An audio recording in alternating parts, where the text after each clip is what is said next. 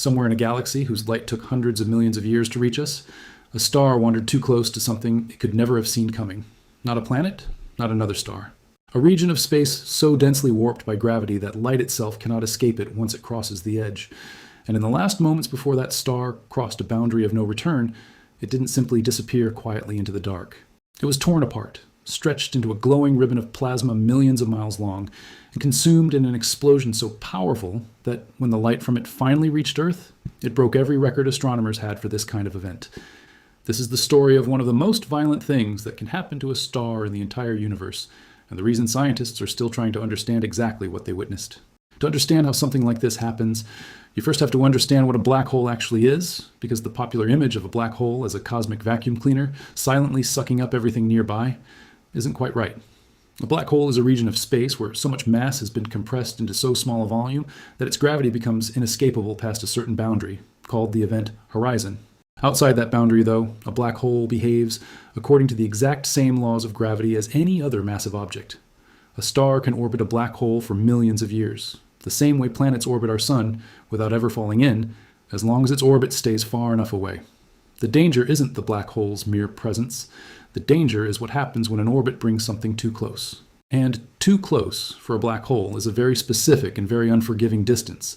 As any object approaches a black hole, it experiences something called tidal force, a difference in gravitational pull between the side of the object nearest the black hole and the side farthest away. Near Earth, tidal forces are gentle enough that they simply cause our ocean tides. Near a black hole at a certain critical distance, those same tidal forces become so extreme that the difference in gravity between one side of a star and the other is strong enough to physically rip the star apart, atom by atom, layer by layer. Astronomers call this critical distance the tidal disruption radius, and what happens when a star crosses it is called, appropriately, a tidal disruption event. The physics of what happens next is almost unbearably violent to imagine. As the star crosses that boundary, the side facing the black hole gets pulled far more strongly than the side facing away, and the star begins to stretch. Within a matter of minutes, this stretching becomes so extreme that the star is pulled into a long, thin filament of superheated gas, sometimes called spaghettification by scientists, only half-jokingly, because that's genuinely what it resembles. A star being pulled apart into a stream of plasma, thinner and thinner, wrapping around the black hole in a long, glowing arc. Roughly half of that stretched, shredded stellar material gets flung outward, escaping the black hole's grasp entirely and scattering into the surrounding space. But the other half falls inward, spiraling down toward the black hole and forming what's called an accretion disk, a swirling, superheated ring of gas circling the black hole at incredible speeds, before eventually crossing the event horizon itself. As that infalling material spirals inward, friction and compression heat it to temperatures of millions of degrees, and it begins to radiate an enormous burst of light and radiation, often outshining the entire galaxy the black hole lives in for a period of weeks or months before gradually fading away. This flash of light, the visible signature of a star's destruction, is what astronomers actually detect from Earth. We don't see the star being torn apart directly. We see the light from its remains screaming outward as they fall to their doom. Tidal disruption events like this aren't entirely new to astronomy. The first strong evidence for them emerged in the 1990s, and in the years since, survey telescopes scanning the sky for changes in brightness have caught dozens of them, each one a rare, fleeting glimpse of a supermassive black hole actively feeding on a star that wandered too close. But the event that has captured attention most recently is different from the ones that came before it, and the reason has to do with just how extreme its numbers turned out to be. According to astronomers who studied this particular event, this tidal disruption produced one of the most powerful explosions of its kind ever recorded, releasing an amount of energy that pushed past the upper limits of what previous models predicted these events could produce. The star involved appears to have been unusually massive, and the black hole that consumed it correspondingly enormous, a combination that meant far more material than usual was available to fall inward and radiate away its energy as it was destroyed. The result was a flare of light bright enough and long-lasting enough that it forced astronomers to reconsider the upper boundary of how energetic these stellar destructions can actually get. What makes an event like this particularly valuable to scientists, beyond its sheer scale, is what it reveals about black holes themselves, especially the supermassive black holes that sit at the centers of galaxies, including our own Milky Way. Under normal circumstances, a supermassive black hole is maddeningly difficult to study directly. It emits no light of its own. It can sit quietly at the heart of its galaxy for millions of years, invisible to every telescope we have, simply because nothing is currently falling into it in a way that produces detectable radiation. A tidal disruption event changes that completely, if only briefly. For the weeks or months that the shredded star's material spirals inward and radiates its dying light, astronomers suddenly have a natural temporary spotlight illuminating a black hole that would otherwise remain completely dark and unknowable. Every tidal disruption event is, in effect, a brief window into an object that spends most of its existence in total silence, and the data pouring out of that window is extraordinarily rich. By carefully studying the exact way the brightness of the flare rises and falls over time, its precise color and how that color evolves, and the specific patterns in its light across different wavelengths, scientists can work backward to estimate the mass of the black hole responsible, the mass and type of the star that was destroyed, and even details about the black hole's spin, one of the most difficult properties of any black hole to measure by any other method. A single tidal disruption event properly studied can teach researchers more about a specific supermassive black hole than years of indirect observation might otherwise provide. This particular event also intersects with one of the more intriguing open questions in modern astrophysics. How do supermassive black holes, some of them billions of times the mass of our Sun, manage to grow so large in the first place? And how quickly can that growth actually happen? For decades, one of the puzzles facing astronomers has been that some supermassive black holes appear to have reached enormous masses relatively quickly after the early universe formed, seemingly too quickly for standard models of gradual accretion, gas slowly spiraling in over long stretches of cosmic time, to fully explain. Extreme feeding events, like the violent destruction of an unusually massive star, represent one possible mechanism by which a black hole could pack on a significant amount of mass in a comparatively short burst, rather than through slow, steady accumulation.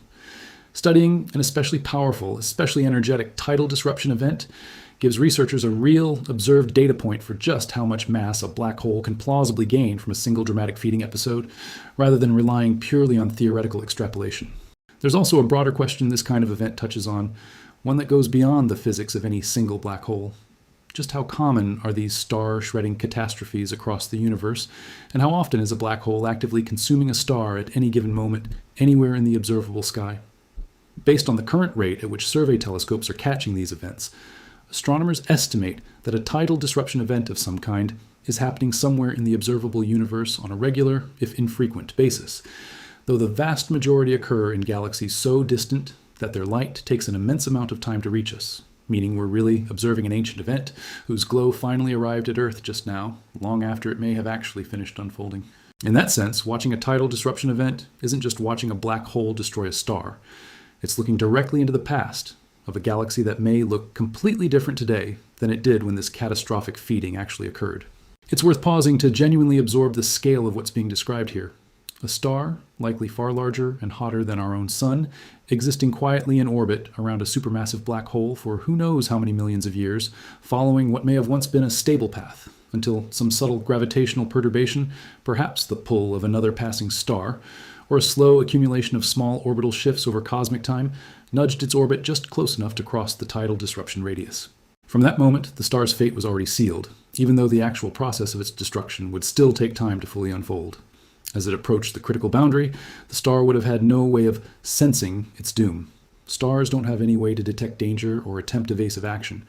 Physics simply proceeded, indifferent and exact, pulling the star closer, stretching it thinner until the forces tearing at it from opposite directions exceeded whatever gravity was holding it together as a single, coherent object.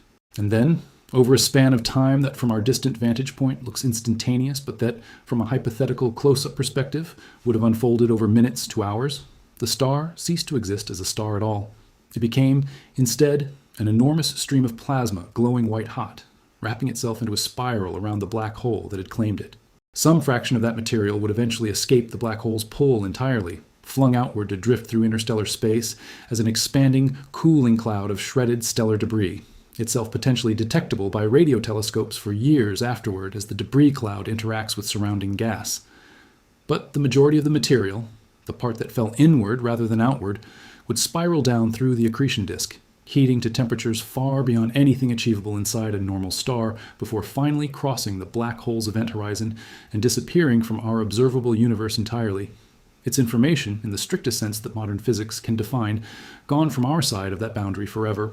The flash of light produced during this entire process, the actual observable signal that reached telescopes on Earth, is genuinely one of the brightest transient events in the observable sky when it happens, capable of outshining the combined light of every other star in the galaxy hosting it for the brief window before it fades.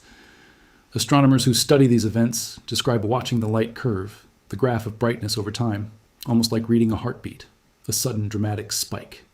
As material first begins heating in the accretion disk, followed by a characteristic decline as the available stellar material is gradually consumed and the disk cools and thins, the whole process playing out over weeks to months before the black hole ultimately returns to its usual undetectable silence. What makes this specific event stand out enough to be called record-breaking isn't simply that a black hole destroyed a star. That alone happens somewhere in the universe with some regularity.